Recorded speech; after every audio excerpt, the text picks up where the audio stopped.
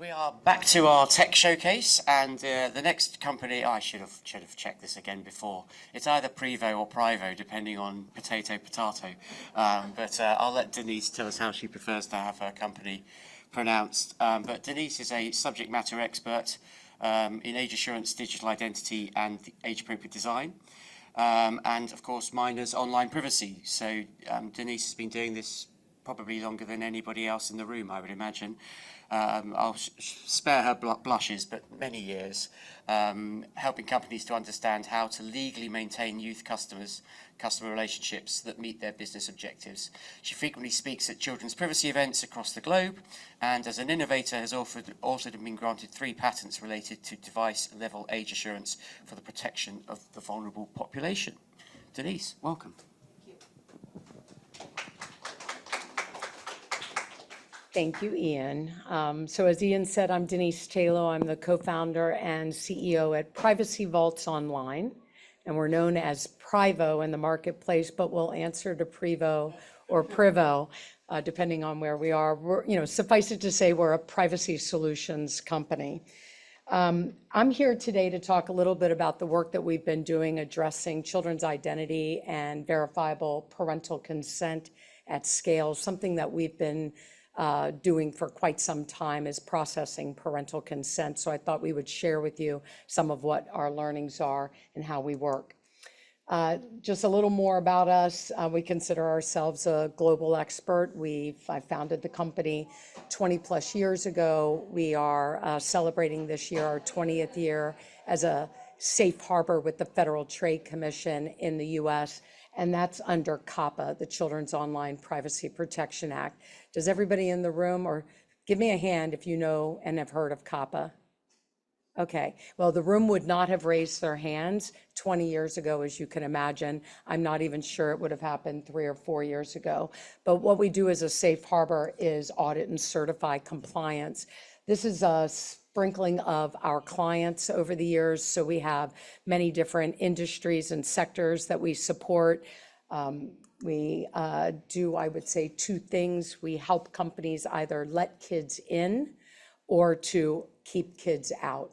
It's really the same side, opposite sides of the same coin, right? And what we're really excited about is some of the IP that we've been working on that we applied for several years ago in the US, and that is our age-appropriate device registry. The concept of, hey, parents, just tell us the age of your child. We'll bind their age to their phone number, emails, handles, and device, and will act as a signal to those services and age gates that are looking to get a quick response. So the solution suite of the PRIVO ID platform, the PID, we had the KID for kids. I remember a decade ago, Shauna saying, kids don't want to be called kids. I said, all right, well, we won't use that for now.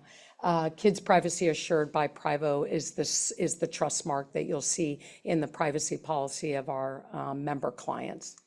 So beyond just KPA being the COPPA compliance side, we have an office in Dorking outside of London. So that's where our compliance team and our chief privacy officer reside. And because, of course, GDPR came along as we were operating under that program, we created a GDPR Kids program, incorporated the Children's Code, and now we've pulled out a Children's Code program because in the US, we're watching the Children's Code-like laws come across in different states. I think Maryland just passed theirs. Vermont did maybe a couple weeks ago. Of course, California had theirs. They were the first. There's an injunction, but we'll see that come back. Everybody's reworking their stuff. So we're going to talk a little bit about since it's a tech show, the PRIVO ID platform itself.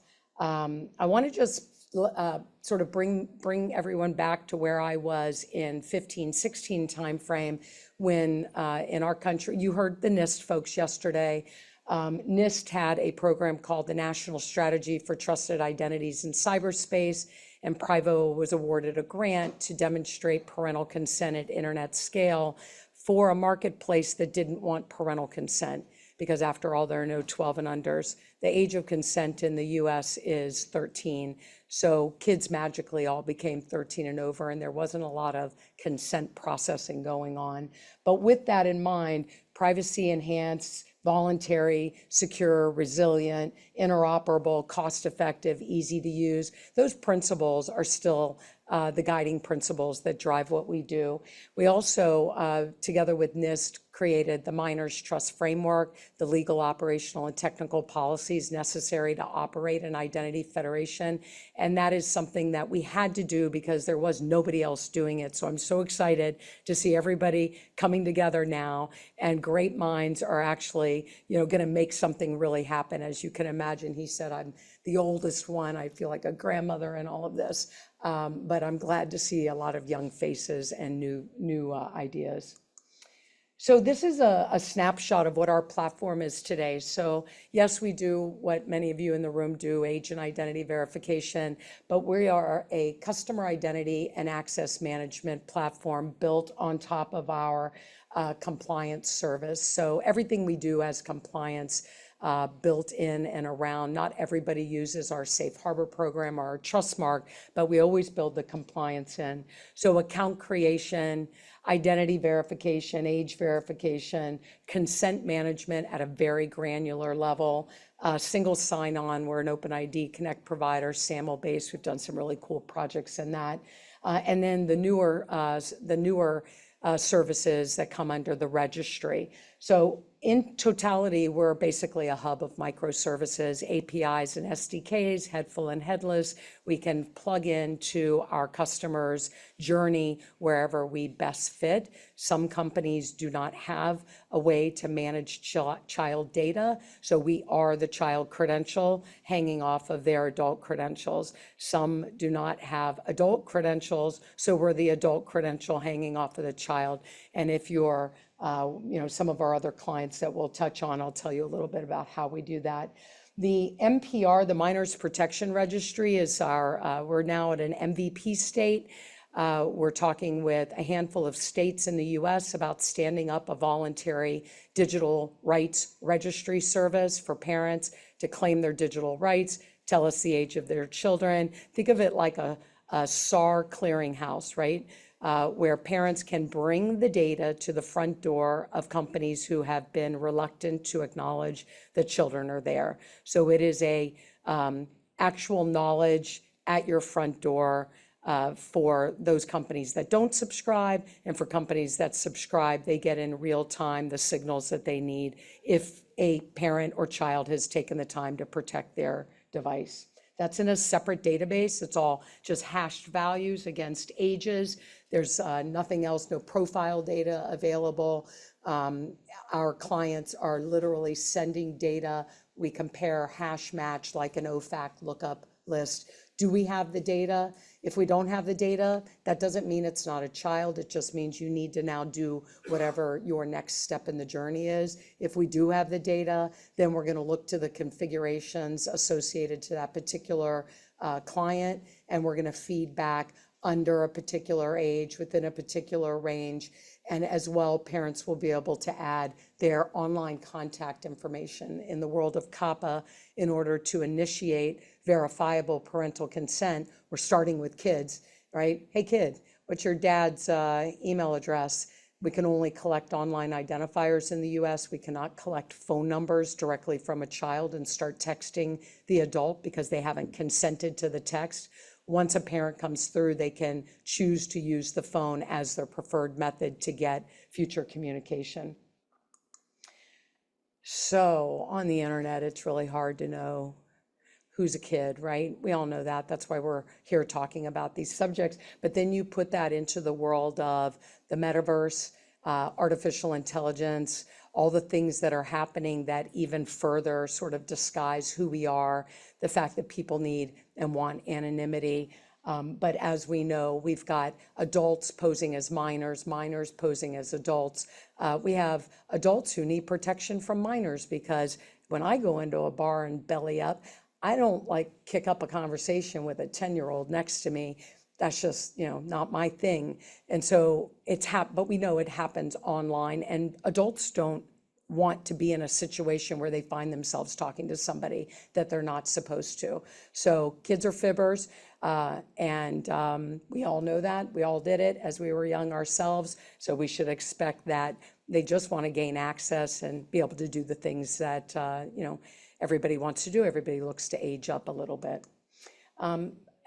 Ultimately, we're providing a smart doorbell for companies. So we want that to be a first line of defense. Just, if it is a kid, do we really need to now go beyond that and start asking for more data if we can get those inferences? And for the parent, it's an easy button. So somebody said in the last session, there's a real issue with parents sort of having it out with their kids at the dinner table. It causes a lot of anguish in the family, right? All the other kids have it. Mom, why can't I?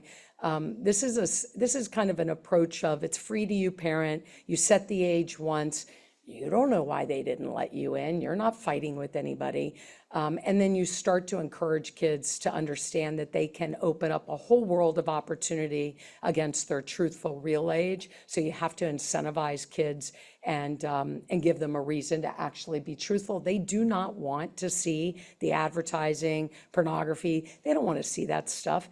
And they don't understand why they're getting a Louis Vuitton purse ad when it's a 13-year-old boy who likes to play soccer, right? So the idea of being more tailored in our ability to advertise and market with children. I know some would like an advertising-free space, but I don't think we live in that world. So how can we make what they do see more age appropriate? So we start with the age gate. We have an age gate service. Under COPPA, it's reasonable methods in light of available technology to ensure the person providing consent is the parent or guardian, but it starts with an age gate within all of the services. Under COPPA, it would say you can't just let the kid go back, change their age, right? But what happens? They just offload the app, bring it back on, get the gate again. And it's not just the kids that get confronted with the gates, it's the parents as well. What do you mean you're not going to let my kid have fantasy football? He's playing with his cousins and his dad. All right, I guess I'm going to have to fib here. What they don't understand is that they're giving their kid a global fake ID that can be used at 10,000 other doors, right? They just don't understand that. So simply stated, our age gate takes the assertion of the child or the user, whatever the initial assertion is, and it locks the assertion. So once you get confronted with, sorry, you must be 13, you can't go back, you can't offload the app, we fingerprint the app to the device and we lock the gate.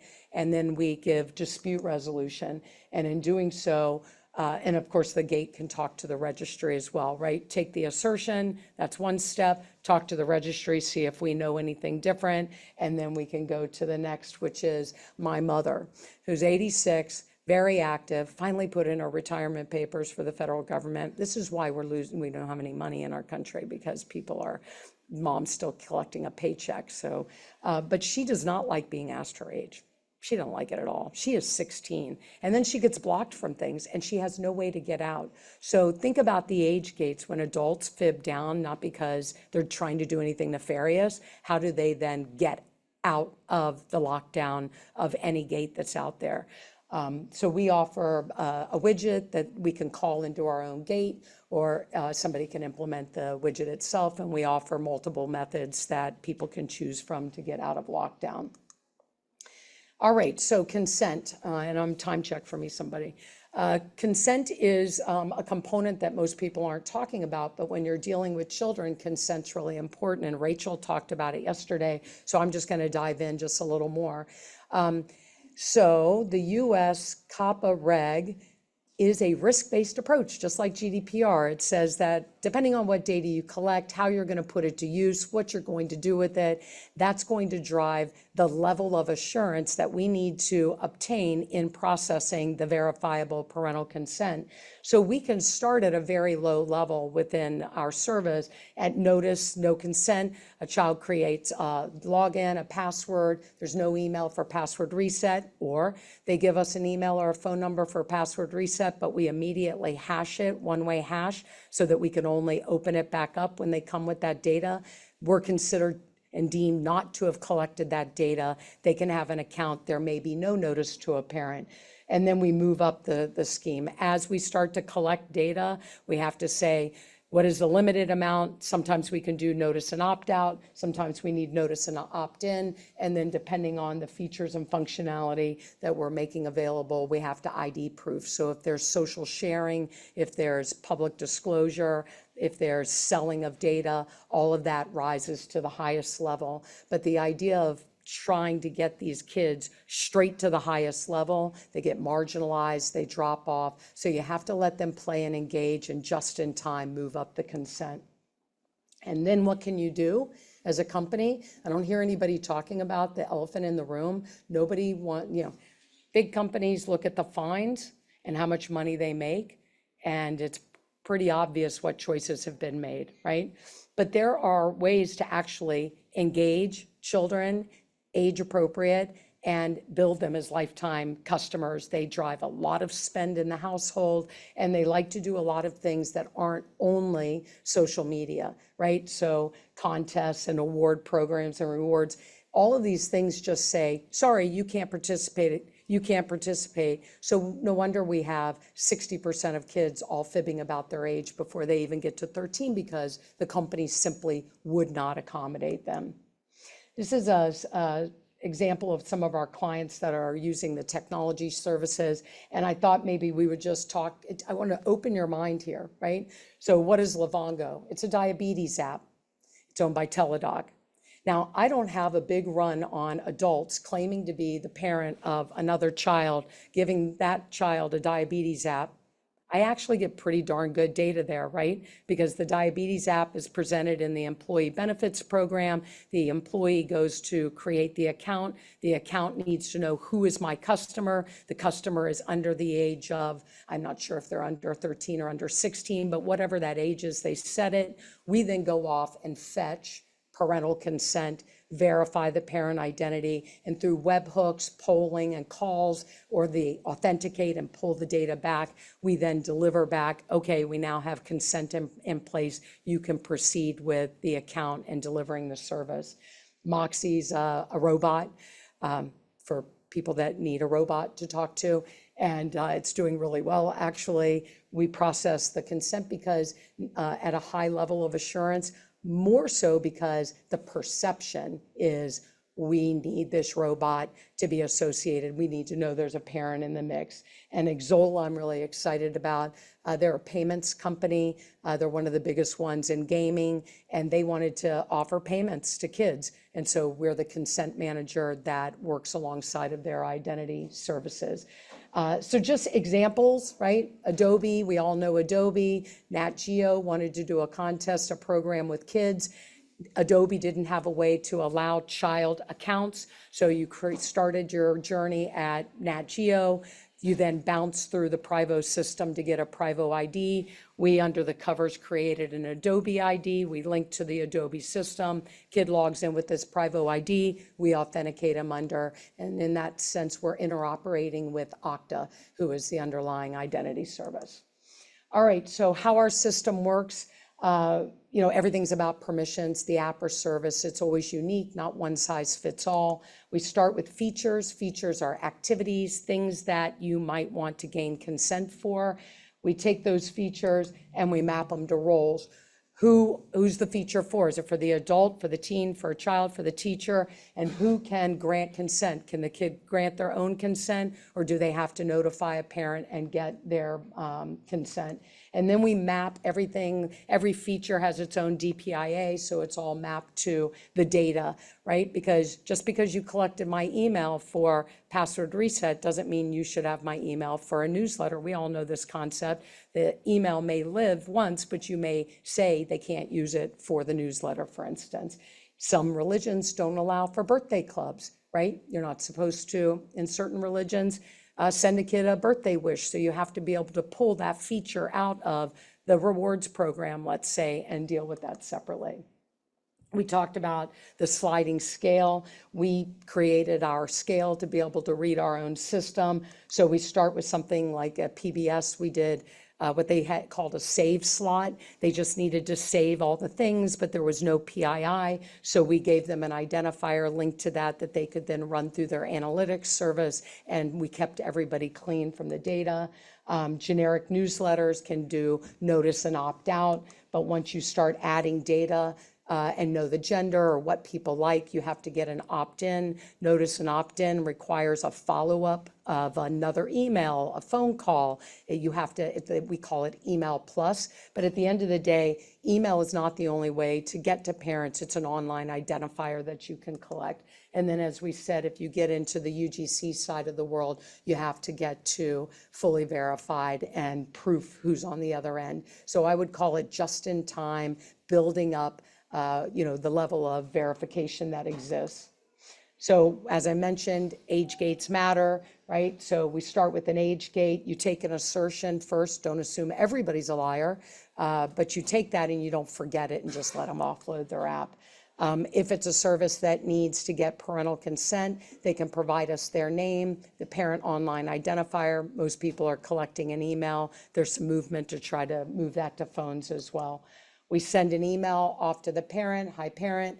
PRIVO here. We're our specialty is processing your consent on behalf of our client. And we tell them the things like, what is the service? What data has already been collected? What is its use? Can you opt out? What data has your child already provided? This would be a mobile view of that same consent email. Once you click the link, you're now on a landing page. This would be the web view of that. Again, we're at the point when we've delivered email and we know that it's delivered, we have notice and opt out. Once they've clicked and landed on one of the screens, we have a notice and opt-in. Once they click through that screen, we get a double opt-in. Once they turn a feature on or an activity on that needs higher proofing, then we get the proofing. If they don't turn that feature on, we let the parent and kid keep trucking. So just a larger view of, telling the parent what data. We can collect the data directly from the parent. Again, we map data directly to the features and activities. So the parent in this case might have given us the child's email or the child's phone for a newsletter or communication or notices. Features can be standard or optional. If they're optional, they can be defaulted on or off depending on the jurisdictions that you're operating within and the risk that's associated. Every feature has like a show more. You can learn more about what data is being collected. Example of Exola I mentioned earlier. These are those same screens, but it's their screens calling all APIs. Minor settings telling the parent we need to verify your information so they can come back and do that another time. The methods that I told you, and anybody in the room that has methods you'd like to make available, we'd be happy to run them through our compliance program, add you to our Wheel of Fortune, and allow our customers and clients to choose your methodology. One that's not here is our new bank auth. We're really excited about 8,000 banks. Verifying your adult, once we already have verified accounts, parents can use their PRIVO ID. They can add a password and save their status. Of course, they might need to add additional children and manage what they did. Consent is not one and done. It's an ongoing process. We have to be able to revoke. It's hard to say no data for a parent because you have to deliver them any material changes in the privacy policy, any breaches that might happen, any third-party changes where the data is being used differently. You may have to get their new opt-in. So you can't just say any old adult can be the parent and have no data and actually fulfill against the compliances. So we're happy, again, to be here with Rachel, the Trust Elevate team, and others working on standards. It's what we've been doing for a long time. Excited to have all of you in the room. The VPC Trust Alliance is an area that we hope we can add some value and help people get to these solutions they're looking for. And yes, you can actually engage children online. Let's not marginalize them, give them an opportunity to participate. So thank you for your time. I don't think we have time for any questions. That's correct. Time is up. Thank you.